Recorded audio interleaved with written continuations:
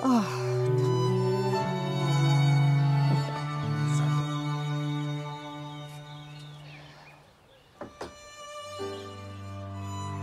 jy my nou vertel wat regtig fout is met jou?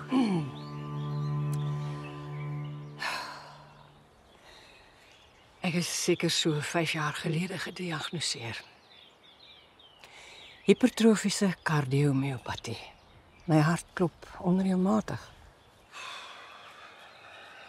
Dit klink ernstig. Terminaal.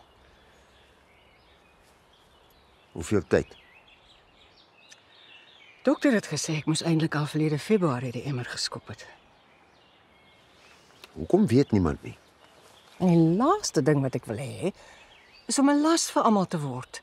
Dis hoekom ek my naam op 'n waglys gaan sit het en dan kom daar sommer chop 'n plek moet oopgaan.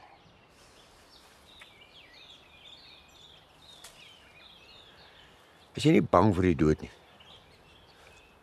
Ek weet mos wie daar aan die kant wag. My probleem is, ek was nog altyd te bang om te lewe. Voluit te lewe, jy weet. Het jy enige verwyte? Baie. Maar na vandag is daar een minder.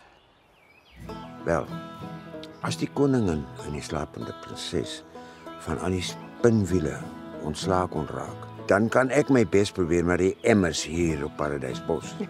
Jy vergeet die koning het een gemis. Wel, dan kry ek nog borduurgare ook.